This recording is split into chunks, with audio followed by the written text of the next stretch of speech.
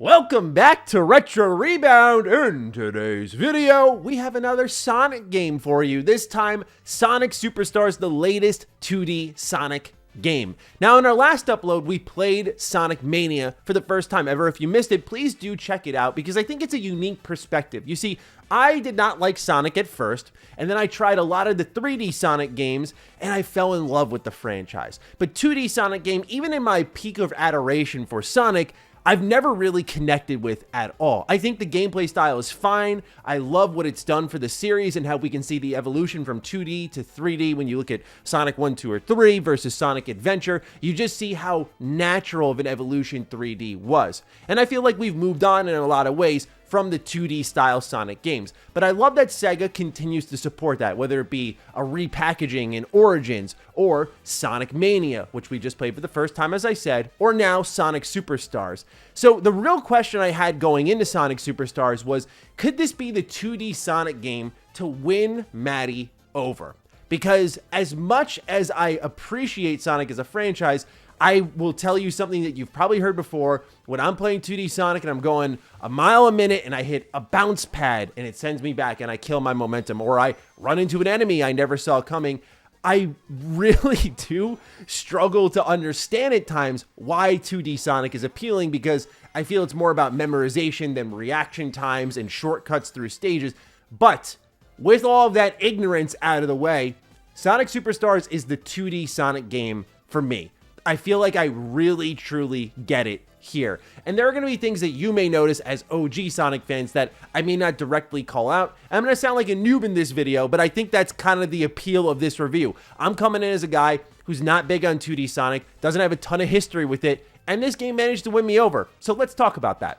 When it comes to story, there's nothing really to get into. You're chasing down a bunch of Chaos Emeralds, there's a new character, Trip, and yeah, Dr. Eggman's at the heart of all of this, but 2D Sonic's never been the heart of storytelling, and so you're not really here for that. Really, what you're looking at is fun factor, replayability, stage design, music, modes, those types of things to drive if Sonic Superstars is worth your time. Now, since I said that this game has managed to win me over, I really want to start off with the hows and whys this game managed to accomplish that. So I think it's the stages and how overly gimmicky all of them are. This may not be up everyone's alley, but I love that every stage has a theme and a gameplay style and its own set of shortcuts. It felt like no matter how many times my skill issue have an ass messed up in Sonic Superstars, there was always a way to continue. Would it have taken me a little bit longer to get through the stages?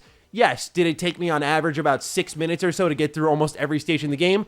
Absolutely. But it let me maintain momentum. And that's what I've always had an issue with in 2D Sonic, is that, oh, I messed up. And even in Mania, I talked about this moment where I'm in the chemical plant zone, I'm struggling underwater to do some 2D platforming, and yeah, I'm gonna totally admit to you, I'm not fantastic at these 2D Sonic games. I actually think I'm pretty good at 3D Sonic nowadays, but 2D, I definitely have a lot of learning to do. But it felt like in this game, Sonic Superstars, there's a level of mastery to find those shortcuts, get through the stages quickly, but if you're like me and you're struggling, you're learning the ropes even, this game allows you to do that. One of the ways they do so is through powers that you can unlock. So as you find these Chaos Emeralds hidden throughout stages, it's going to open up these crazy mini games. Like one of them is pretty much like you're web swinging from orb to orb, and you can hit these boost pads that are in the air, and you'll have a countdown timer on the top, which is your ring count, and you get one chance to get this Chaos Emerald. Otherwise, you got to restart the whole stage. So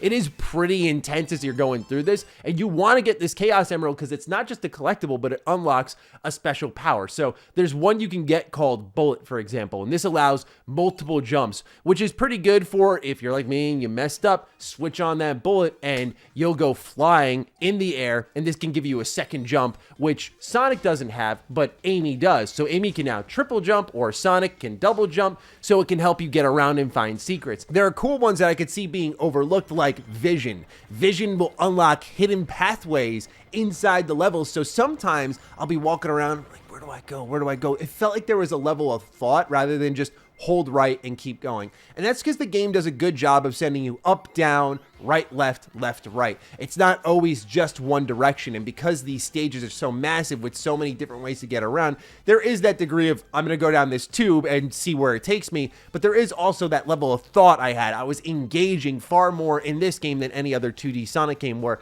I felt things clicking. I was really starting to get it. So yeah, the powers to me are a big game changer. Not only do they add a layer of exploration, a layer of recovery, but unlocking secrets. It makes it so fun to play through. There's also 4 playable characters in this game, so there's Sonic, Tails, Knuckles, and Amy is included as well. And each of them have the expected differences in playstyle. Sonic has his roll dash, meanwhile you have the flying of Tails, which allows you to break a lot of levels. You have Knuckles, who can glide and climb walls, which lets you unlock shortcuts. Amy is low-key, like if you are new to 2D Sonic, newer than even me, like you've never even touched a 2D Sonic game, Amy low-key is like the best starter because she has a double jump, and when she double jumps, she takes out her hammer, and it's almost like this protective shield. So if you're a little bit worried about hitting into enemies or not really nailing attacking enemies or hitting objects in the air, Amy's not only really good in the terms of protection, but she also just, I think, feels really good in a 2D space here. So I just want to give a good shout out to how they handled Amy, where she is a great introductory character, whereas the others, you can see a skill ceiling there where Knuckles can get around certain levels better than maybe Sonic or Tails, but I never felt like there was an unfair advantage across all of them. Like Tails is usually pretty busted in 2D Sonic. When I took him out for Sonic Mania, or Ray the Flying Squirrel, you just zip through levels in some cases. And yes, with Ray, there's a bit of pitching and yawing that you have to do. So I understand that it's not super easy, but it made it way easier, where this game, the way it's designed, I mean, I think they just did a great job balancing the characters, but it's really the levels and the stages that won me over. I mentioned earlier how they're gimmicky. So I think this is pretty common in 2D Sonic, but there's this sort of pinball stage, and they have this moment where you'll get on roller coasters, and you have to time your jumps with getting off the roller coaster before it blows up pretty much to keep continuing on the level. And it's going at like breakneck speed. So you're making these intense leaps, while you can also find shortcuts where there are platforms that are going to shoot you up even higher. So there are even shortcuts in this segment. It was there I felt the mental click, and I went, yeah, I really like this game a lot.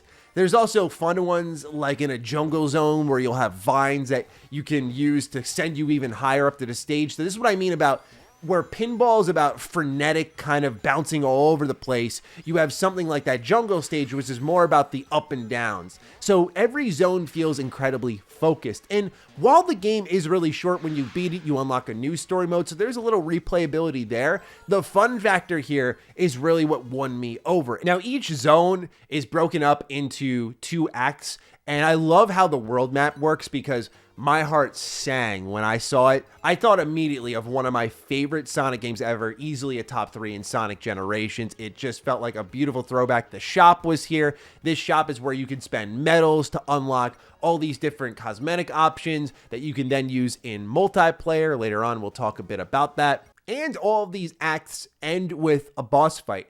Now, at first, my eyes in Zone 1 were glazing over. I went, oh boy, okay, this is kind of left to right Sonic, and this boss fight wasn't impressive. But there are some, I thought, really good ones. I really liked how in the pinball stage, when I was using the roulette table to launch myself up to Eggman, it was such a creative usage of the rules they taught you in the stage beforehand being brought into a boss and creating some challenging platforming.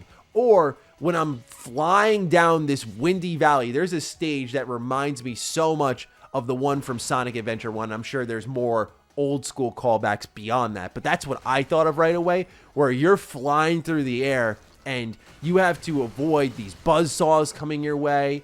Like, they're a really good challenge, and I think there was a good choice in design here, because there aren't lives in Sonic Superstars, so you're gonna die a lot maybe sometimes, like I did if you're having a skill issue, and you can keep retrying. I think this is one of those key moments in the design where, think back to when Sonic almost didn't have rings, and now you couldn't imagine it without it. Like, if Sonic didn't have rings or some type of health meter, the game probably would have been pretty terrible, but that changed everything. And I feel like, while this isn't as paramount to the series' success, this changes everything. This would hinge the game from being a fun challenge and being able to go back again and again and again to these bosses to, oh my god, this is mind-blowingly frustrating, and all my complaints would erupt. So just want to shout out that I think, and some may disagree, I think the lack of lives here is a really good choice. I also have to talk about momentum in physics, because Sonic Team has received a lot of flack for this throughout the years, where there's a lot of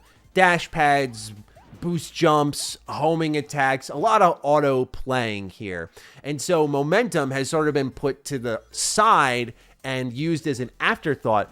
But I think in Sonic Superstars, they really got it. Like, one of my complaints about Sonic Frontiers is they don't let the momentum do enough. Like, you can gain a lot of speed in those open zones, but when it comes to flying downhill, there are too many rules, too many limitations. I feel like they got the rule set for physics just right in Sonic Superstars. If you try to run up a hill, oh, you're going to have a tough time. You are not going to get up there. But if you turn back around quickly going down that hill, you're going to start gaining speed right away. But what I love is that it's not such a breakneck speed. Like, they perfectly tuned it in my eyes. Maybe, again, it's because I'm a newbie to this, where you're not flying, where you just can't see what's happening, but you're going fast enough to feel like you are Sonic or Knuckles or Tails or Amy. Like, you feel like you're a part of this universe, if you will, but not so fast that you can't react and see what's coming and make decisions on the fly. Like, the fact that I go back to that option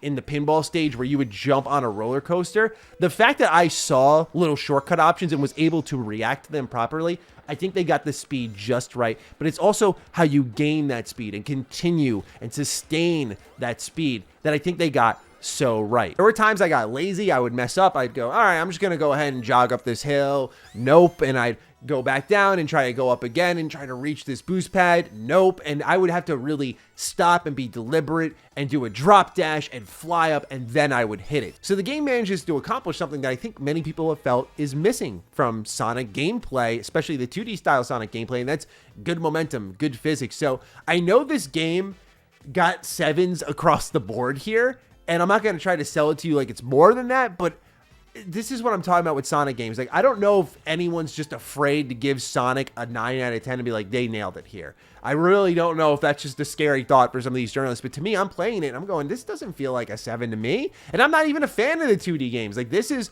a really good time here. Now, there is also multiplayer in Sonic Superstars. You can have a buddy play couch co-op. There's also like survival modes and stuff. Like, it's pretty crazy how much content is packed in here. It is still a short couple of hour story, even with the bonus story combined. You don't have a ton here in the terms of finding new things, but there's a lot of replayability in my eyes. I think if time spent is a big gauge for you on whether or not you should spend $60 on this, you might want to hold off for a sale, because it's definitely worth playing. It's an awesome game. I just feel like for those of you who need real bang for your buck, you don't buy games often, this one you may want to hold off on. But if you can spend, and gaming is a luxury, and you can kind of pick up multiple games a month, put this one on the list. I mean, Sonic Superstars is awesome. The only thing I would say I was kind of critical of is I don't think the soundtrack really slaps in Sonic Superstars. I think it reminds me a lot of how I felt about Trails into Reverie, where it was